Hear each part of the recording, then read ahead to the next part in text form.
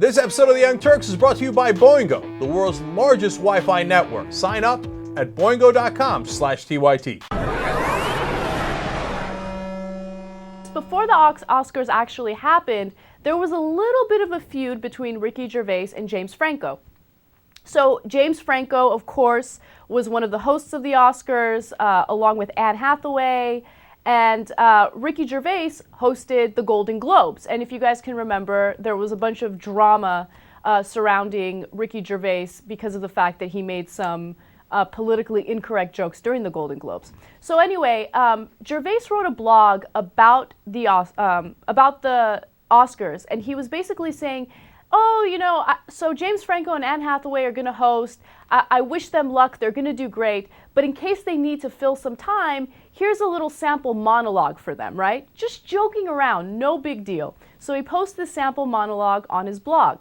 Then E! Entertainment interviews James Franco and Anne Hathaway and tells them about the sample monologue. And James Franco loses his cool just a little bit. So I'm going to read you the quote that he gave to E! Entertainment. He says, "He did his award show and he bombed. Why is he trying to get in on ours? Horrible. His lines weren't good on the Golden Globes. Why does he want to do our lines?" All right. Yeah. Go ahead. All right. First of all, totally untrue. Ricky Gervais had excellent ratings. Now, what he did was he joked around about Hollywood people, powerful people. So people didn't like that. When I mean people, I don't mean regular American people. They liked it. That's why it had good ratings. I mean, the powers that be in Hollywood, they were like, tisk, tisk, tisk, how dare you? These people are powerful. How can you make fun of them? And so they were thinking of not giving him the show again. Then when they saw the numbers, they're like, geez, and Lord mercy, we got to have that guy back. And at that point, Ricky Gervais told them what to do with themselves and said, I'm not going to come back next year, right? Mm-hmm. So now why is Franco up Gervais's ass? I don't get it. Like, so... was he bothered by Gervais's jokes? What is it? Okay, this is my theory on it. So I watched the interview that Franco and Anne Hathaway had with E! And the host of E! or the host of that particular segment was basically saying like, oh, did you guys hear that Gervais has a sample monologue on his blog? Like trying to make it seem like Gervais is trying to talk smack, right?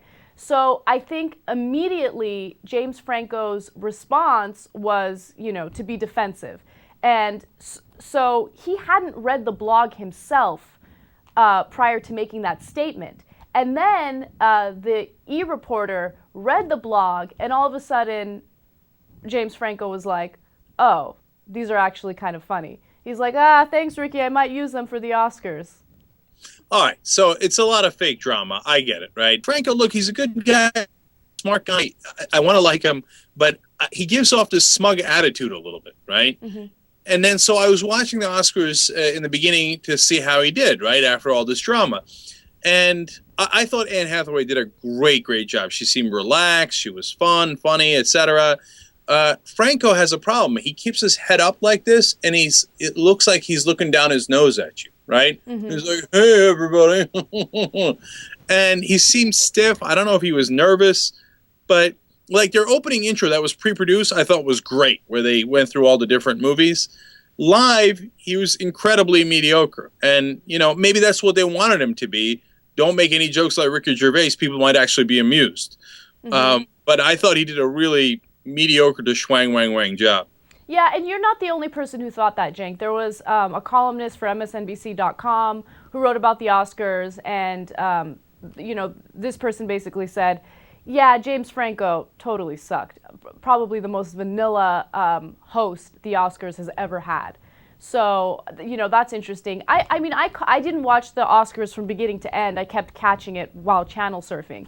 And I agree. I mean, did he do anything outrageous and outrageously terrible? No, I don't think so. But there was nothing, by the end of the Oscars, there was nothing to congratulate him on. Like, there was nothing that really stood out and made me think, wow, James Franco did a great job. But you're right about Anne Hathaway. You know, I loved her little song that she sang for Hugh Jackman. She had a lot of character, a lot of charisma.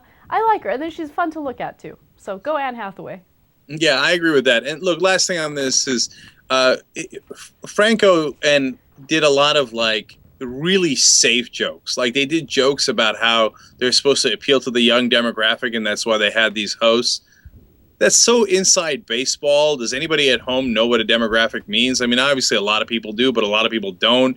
I mean, it's so purposely bland, so as not to offend anybody in Hollywood. And then, fake boldness where Franco came out in the cross-dressing, dressed up as Anne Hathaway. Right. It's supposed to gain a lot of attention, but we've only seen it a million times. I found it totally uninteresting. Boingo is the leading Wi-Fi network in the world, okay? They got 125,000 hotspots, and they're actually an aggregator. They put all that together, and so they're the largest network of Wi-Fi spots. It's convenient. You just pay $9.95 a month and you get all of that. Right, and you get internet access wherever you are. It could be at the airport or you could be at a coffee shop. All of a sudden, all you need is Boingo. And look, I stay at hotels and I go to airports all the time, and they charge $10, $12, $15 to sign up for one day. This is $9.95 for the whole month.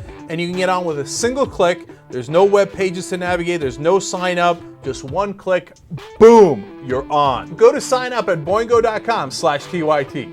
It's awesome. Don't just go. Boingo.